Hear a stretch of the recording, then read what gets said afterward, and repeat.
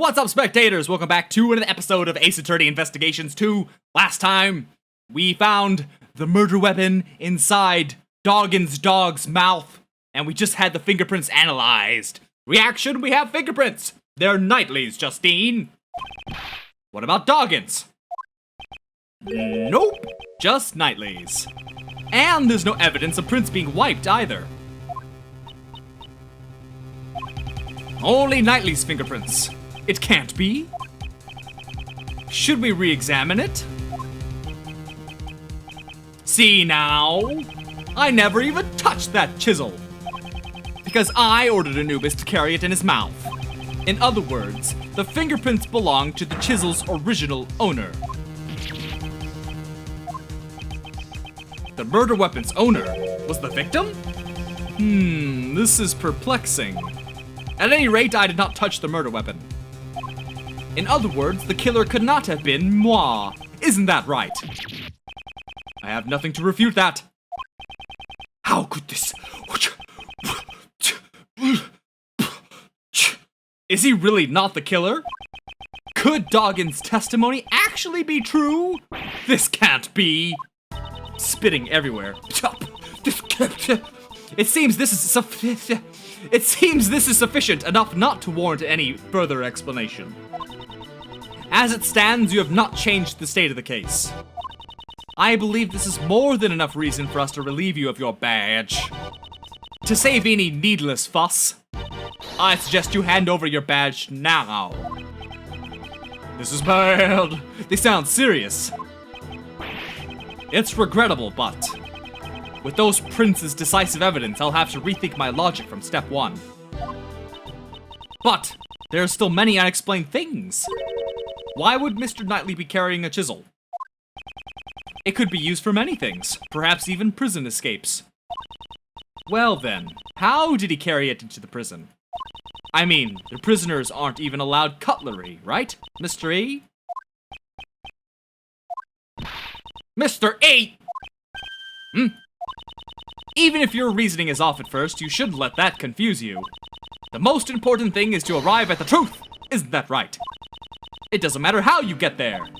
The end result is to save Simon. We have to do everything we can for his sake. What is this lovey-dovey kissy-kissy music playing? Well said, Kay. It's like I'm dying or something. Nice one, Kay! I really want to scout you for the law firm now. Remember when Uncle Ray said a defense attorney never gives up? Miles, do you understand the true meaning behind those words? Defense attorneys carry the fate of their client on their shoulders. You are the only person your client can rely on. Just like with Mr. Keys, we're the only ones who can save him now. We are all linked by fate to our clients. That is why we must never give up. Never surrender. There's no way Uncle Ray can go against the teachings of Gregory. So, what will you do? Currently, I am a defense attorney's assistant. No, an assistant at my father's firm. I have made a commitment to this case. Therefore, if I don't save my client, I cannot say I've achieved it. I will abide by this. To save Simon Keys. No matter how many times my logic fails, I will always find another possibility. Ooh, ah! You're finally back! Well then, let's search for that other possibility. To start with, do you think there was a way Mr. Knightley could have brought the chisel into the prison? The method Knightley used to bring the chisel into the prison was... There is the tunnel, but why would he go into the prison? Right? That's because the metal detectors. The tunnel's the only way into the prison. Oh, I didn't mean to push that. Hold on. Take that. This was how... Uh-oh, I got it wrong. And could you explain how this allowed him to do so? Don't you understand? I'm afraid I cannot. So it's not this. So... I guess the other... Wait. I guess if he didn't personally go through the tunnel, the dog would have been the one to go through the tunnel, maybe? Didn't someone mention something about that earlier? Indeed. Why did they suspect Mr. Keys? The answer lies there. Oh, the chessboard! The chessboard! It would appear you have no thoughts on the matter. No, Judge Courtney, please allow me to present evidence once more. Very well, please show us your evidence. You want the chessboard? Take that! Ha ha ha ha ha ha! Normally, metal objects can't be brought into the detention center or the prison. They'd just be caught by the security gate. But there is one way to avoid this, and that is if they're sent in a package to the detention center. That gate is only used on people. In other words, packages sent to the detention center undergo a simpler check. So they don't use a metal detector for that? This never should have happened. It seems the guards were too careless. Knowing this, Knightley asked Simon to send him a package. Namely, a chessboard containing a chisel. Well, this has solved one of our problems. The fact that the chisel was not Mr. Doggin's, but Mr. Knightley's. Given this, one major issue remains. The security camera shows a dog attacking the victim. As long as that exists, I will maintain that Doggin is the killer. But Doggin never touched the murder weapon. I'm stumped. We also desire a conclusion to this matter. Mr. Edgeworth, we can use one of my secret weapons, sir. Secret weapon number 4, the video analyzing machine, Mr. Analysis. You call that a radar? No, sir. We call that Mr. Coffee. What's all this churning and bubbling? What's with that ridiculous name? I named it myself, sir. This'll let us analyze video footage in detail. Go ahead. You'll soon see I'm not lying. I don't know what will come of this, but all we can do now is investigate. Mr. Edgeworth, do you know how to use Mr. Analysis? A video analysis machine. Should I hear how to use it? Yes, please. Detective Gumshoe, could you show me how to use it? Of course, sir. Fundamentally, it's the same as investigating a crime scene. You just examine anything that piques your curiosity. To examine, I just press the X button. Now I'd like you to think, what does that say? It's white on white. Now I'd like you to look at the buttons below the monitor. The left and right buttons will rewind and fast forward respectively. And the center button lets you pause the video. Let's make good use of it to advance our investigation, sir. To rewind and fast forward, I use Y and A.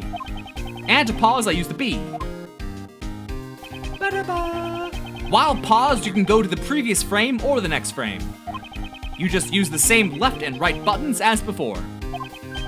Next, I'll explain how to zoom in. Just point the cursor at the area you want to zoom in on and...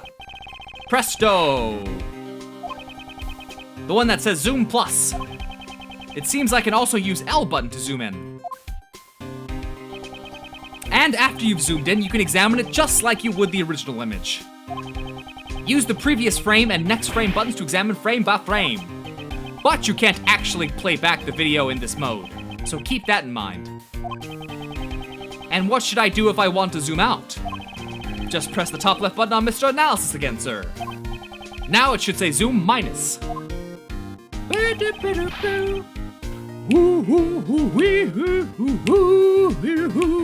that concludes the explanation. Well then, let's turn on Mr. Analysis. This is the video from the detention center's camera. I believe this was the moment when Knightley was being attacked by the dog. If that wasn't the case, then what does it show?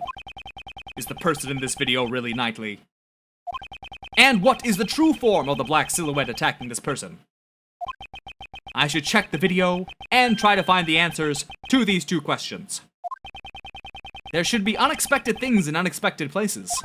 So be sure to check every nook and cranny of the video, sir. Don't tell me about nooks and crannies! I know all about inspecting nooks and crannies and nooks and grannies. Let's see. There's the... oh! So, wait! WB. Alright, So, okay, oh, hold on, this is too slow. So let's go back to when you can kind of get a view of the reflection of the whatever is attacking him. So, wait for it. Oh, no! No, what is this? I don't want to look at that. All right. A reflection of this person can be seen in the mirror. Is that a cap on his head? Actually, it looks kind of like the caps the prison... Okay, now we know that the person, because one of the uniforms was stolen. So, voila. You don't think it was a guard who was attacked? Have you received a report of any guards being attacked by an animal? No, not that I've heard, sir. Then it was someone else wearing a guard's uniform. I see. I have evidence that shows what this cap is. It is the spare uniform. Take that! There was no report of a guard being attacked by an animal, but we did hear that a guard's uniform was stolen. Putting two and two together, I'd say this was a disguise for the purpose of a prison escape. Disguised as a guard. That sounds like it could have been successful, sir. Speaking of prison escapes, indeed, that person certainly was successful. If the person in this video is not Knightley, then perhaps that black shadow is not a dog either. If you zoom in, you should be able to see its real shape, sir. What part of the video was strange?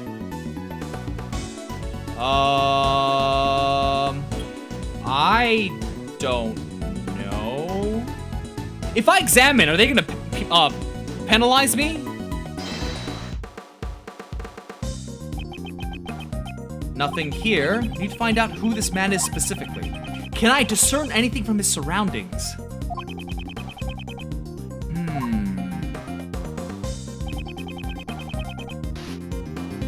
What am I looking for? 4 quadrants. Something to tell which room is this one. Well, there's no... Wait, no? Does it involve the mirror?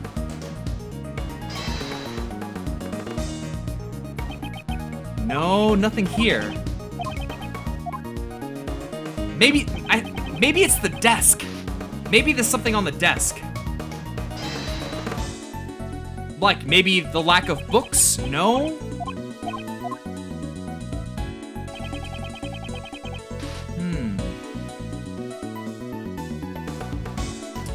Mirror. Was the mirror cracked before?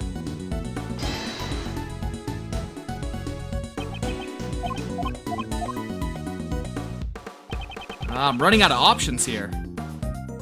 Maybe it's not this frame. But what else do we have to work with?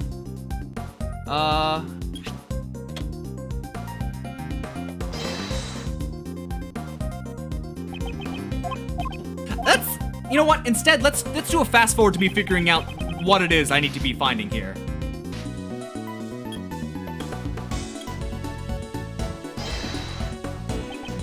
Ah, finally got it. Okay. It's I had to like forward before just during the lunge attack, and you can kind of see his shape.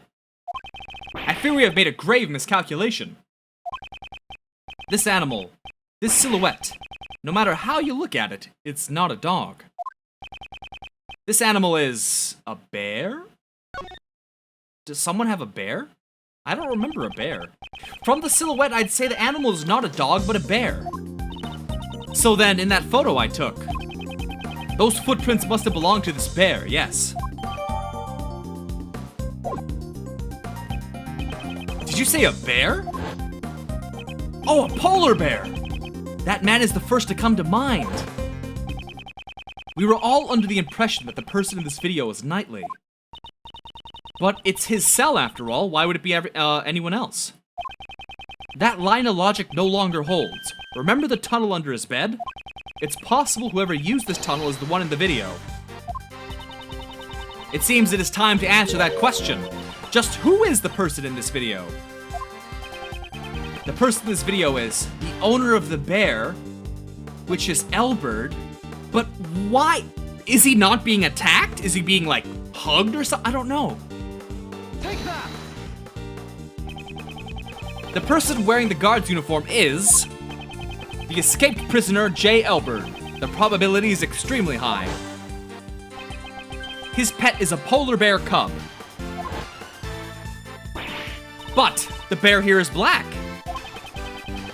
The evidence that we have evidence that can explain this matter.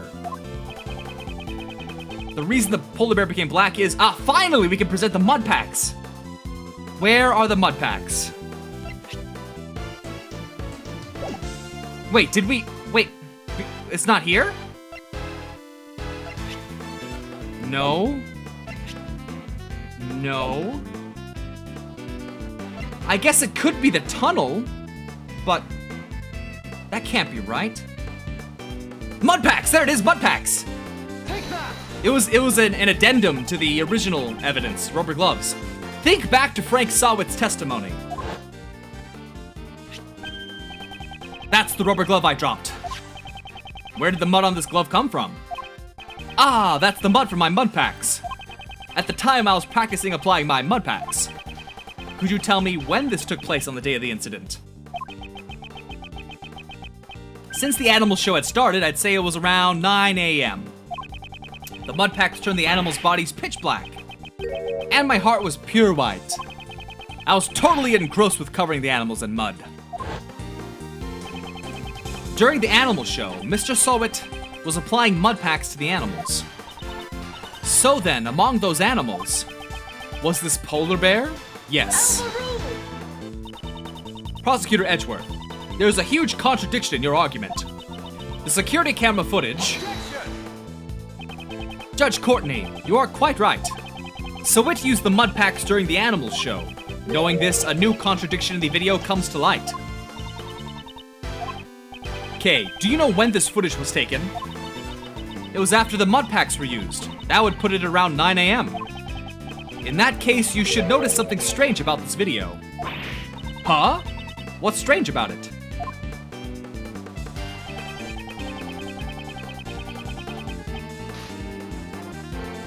Oh, the timestamp says 6:42. Take that! In the morning?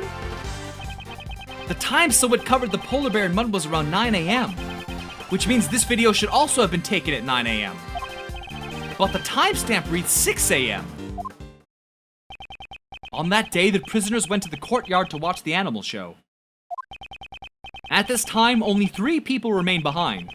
Doggin in the special cell, Sawitt in the workroom applying his mud packs, and the one who put his escape plan in motion at the moment, J. Elbert. Elbert left the polar bear in Sawitt's care and entered the secret tunnel.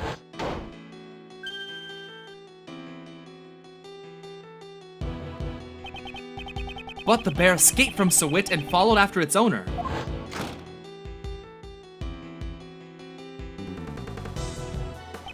And just as he was chasing after the escaped bear, Sawitt happened to witness the dog pulling the murder weapon out of the body. If Sawitt's testimony is correct, this video must have been taken at around 9 a.m. But the timestamp is off by 3 hours.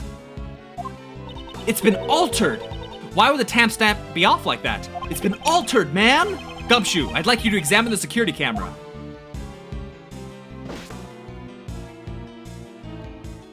Very suspicious.